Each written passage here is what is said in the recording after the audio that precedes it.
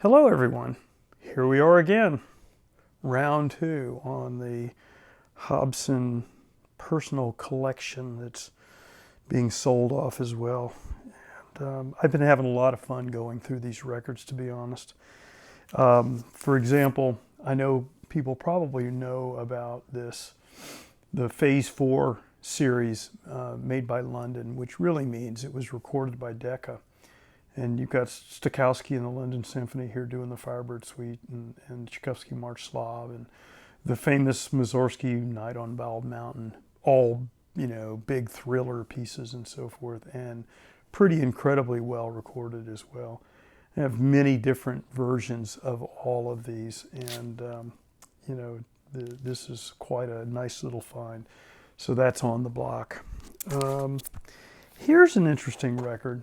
This is Aida, Verdi opera, obviously, with Carry On and the Vienna Philharmonic. This happens to be a Speaker's Corner reissue that is sealed and never opened. Very famous performance of Aida, and very desirable. Original copies of this go for hundreds and hundreds of dollars, but this reissue is actually quite respectable. Here we go. Here's the rare one, probably one of the rarer ones in this batch. This is Beethoven Sonatas for cello and piano with our favorite, Janos Starker on period. And this set is in exceptional condition. I mean, the box and everything. Gosh, it looks like it hasn't even been played. I believe this is in, really mint condition. This is interesting. I love these old sleeves, right? That beautiful period label. I mean, it's just like, wow. In fact, I'm pretty sure this record has never been played. It's just a beautiful, beautiful edition. So yeah, this Starker record will bring a lot of money. Beethoven Sonatas. Starker was absolutely stunning at Beethoven. And Bach, for that matter. Those people that remember the great Starker recordings on Mercury, which are coming up, actually. I've got quite a few of those. Here I've delved into a little bit of the film music world, and these again are those same London Phase 4 recordings. See, it says Phase 4 down here. This is the fantasy film world of Bernard Herrmann and the mysterious film world of Bernard Herrmann. And it's Herrmann conducting, in both cases, the National Philharmonic Orchestra. I believe at least one, probably both of these, are on the Harry Pearson Super Disc list. And remember, anything that was recorded on the London label was recorded by the Decca recording team, so really stunning recordings. Here's a series I don't know how many people know about, people in the film world know about.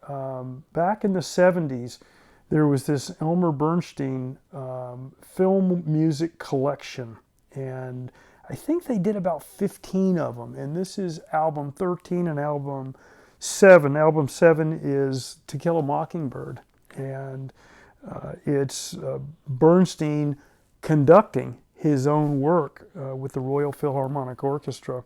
And the same thing here, Elmer Bernstein conducting the Land of the Pharaohs and the gunfight at the OK Corral. Dmitri Timukin is the composer on that. These have really good sound quality as well and are incredibly collectible. I don't think they sold very well in the beginning. So here's some of the crazy stuff. This, I believe, is a Reggae record. The Shell Invaders, 1969 Calypso hits. This is a crazy, crazy rare record. What's the label here? Goodness knows.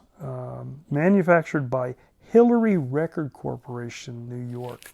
Great label, right? Shell Invaders Steel Orchestra. I think this might be Jamaican or Caribbean Calypso music. Pretty cool, pretty well recorded steel drums and so forth. And then here we are back to Mercury, some more of the crazy Mercury stuff. This is on the HP Super Disc list, the Ballet for Band with Fennell conducting the Eastman Wind Orchestra Ensemble. These are real early pressings, all in good shape. Here's a Berlioz Symphony Fantastique, SR 90234, Perret conducting Detroit. Here we got Kodai, Bartok, Dorati conducting the Philharmonia Orchestra. This is a pretty well-known piece as well, 90179. Here's another super disc list, Marcel Dupray organ recital. Huge sound. It was done with Marcel Dupray playing the organ at the St. Thomas Church in New York. Really, really good sound. Another favorite, Perret conducting Chausson Symphony in B. This is one you don't see all that often. This is one of the 35 millimeter recordings that Mercury did later on. SR 90245, Gabrielli, with Fennell conducting the Eastman Wind Ensemble. Very, very good sound Mercury got on that recording. Remember, all of these were Wilma Fine at the console. R.C. Fine, her husband, was the recording director, and most often Bob Everins was the guy running the tape machines. I interviewed Bob Everins some years ago when I was doing work with Wilma on the Mercury series we did, and told me some really great stories. In fact, I remember also her talking about the guy called George Piros, kind of the Bernie Grunman or Doug Sachs of the early 1950s when Mercuries were being cut. George Piros was the guy that cut all these records. And it says so in the liner notes on the backs. This is a very pretty record, the French Overtures with Perret in Detroit. Very, very nice pressing. And then the last two things this week, this is a very interesting 10-inch record.